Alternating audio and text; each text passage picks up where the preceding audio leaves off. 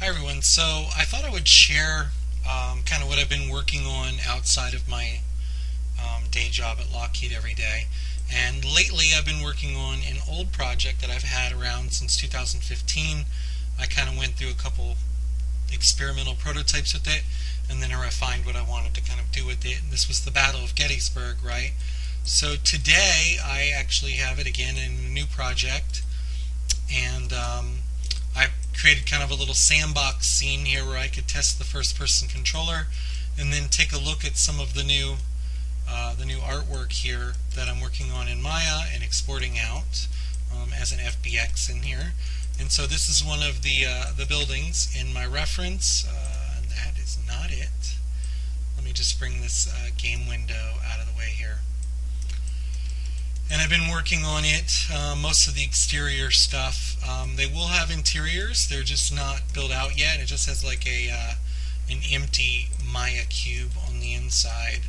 I also started modeling a 12-pound Napoleon gun. So it's almost modeling complete. It's missing some things like the bucket that holds some stuff in there. And there's a like a ramrod that they use to shove the shot in there or whatever, and a couple of little like dynamic chains and things that hang off. So it's not quite ready yet, but it's almost modeling complete and almost ready for Substance Painter. And I'm going to let Substance Painter kind of do its thing with the iron and the wood and all of that cool stuff. We have some grass in here. I was just kind of testing out the terrain. I went and I found a free terrain shader material for terrain called Microsplat. It was free on the asset store. It's made by the same guy who makes Megasplat, which is like a paid product. The one thing that I wanted Microsplat for was, you'll notice it does this really nice blending of the terrain textures through a height map, and so I can show you what it would look like with, let me try to find the terrain texture. I can show you what it would look like without the height blending going on. So that's what your terrain textures end up looking like by default. They just kind of fade out like a ghost, which looks really unnatural and looks really strange. So just for that one thing, that's all I really wanted in a terrain shader for the time being. It has a lot of other really cool per texture adjustments that you can go down here and turn on and do per each texture, tinting the textures, adding, intensifying the normals. I haven't even messed with this a whole lot, but there's like some configuration stuff in here where you can go in here and set like the specific channels for the smoothness or the wetness that you would have, so you can actually make some, looks like it takes substances too. You can make like some wet puddles and stuff like that. I'm just using the basic version because I wanted just this height map blending. The last time I tried to make this video, there was a place I discovered that you could go in there and adjust the you could adjust that height map blending intensity, but I don't really know where it is anymore.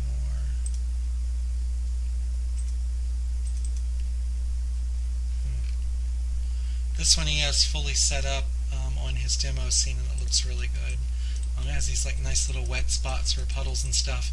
So anyway, I just grabbed his Microsplat terrain shader, and I would suggest it just for an instant improvement on the way your terrain textures blend, and it's free.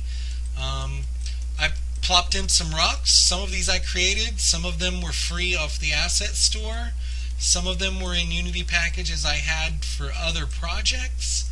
I'm not necessarily going to use all of these because they don't necessarily represent the type of rocks found at Gettysburg. Some of these are more craggy mountain rocks, but they're a good base to put in for scale and kind of the look and feel of it.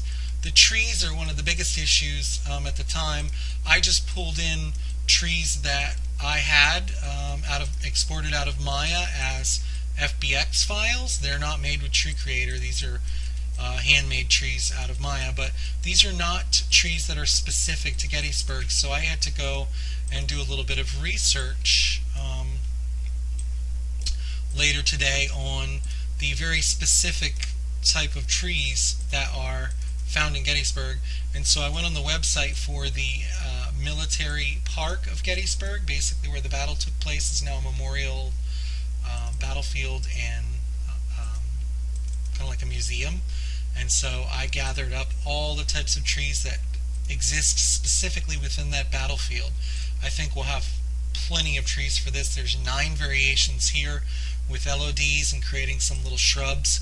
I think it'll be more than enough for the area.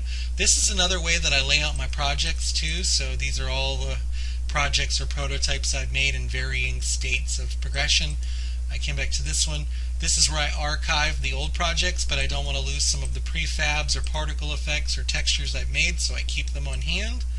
I put my builds in a builds folder, and after the builds become more than a month or 2 old, I delete them because it really starts to kind of fill up with junk in here, and these actually start using quite a bit of data. And project is where I keep my actual current assets folder with all the Unity stuff. Source is where I keep all of my reference, and see, we have our Parrot rifle here, and I keep all of my source Maya or 3D Studio Max files in here, as well as my Photoshop PSTs. So it's a really nice, clean, neat hierarchy for maintaining your project. I do believe, let's go in here, I do believe I have a build from yesterday where we can just take a look what it looks like at the first person view. Okay, I know this is 1864, 1860s, and I have a MP5 or an AK-47. That's not going to happen in the final product. This is just the first-person system that I wanted to use. I didn't want to go and create one from scratch. This one included everything, all of the movement, the animation, the decaling, the surface detection, all of that stuff. So I'm just going to, at the end of the day, I'm going to swap out all these modern weapons and the modern arms and make them Civil War uniforms, and we'll be good to go. So I'm just kind of using this to kind of hop around, take a look at everything in the first-person view, kind of get a good idea of what everything looks like up close. Yeah, I really don't even like the look of these trees. They look good down sort of at the bark level, but the leaves just don't look good. Rocks look okay. They look pretty good. They don't. A lot of them don't hold up tremendously well up close.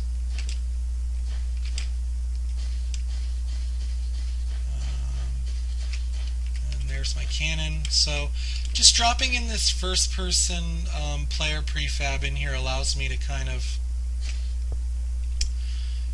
get an idea of the scale of everything too. Is the scale realistic? Proportions correct? And all of that.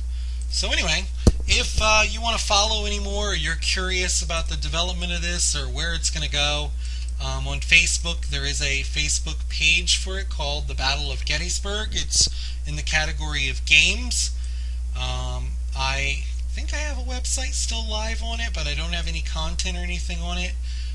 No blog or anything like that. But if I get one going, then I'll give that information for anyone to follow that as well. So feel free to comment in the video down below and let me know what you think would be cool to add, or what doesn't look cool, or any kind of suggestions or anything, especially if you're like a history buff for the US Civil War. Alright, till next time.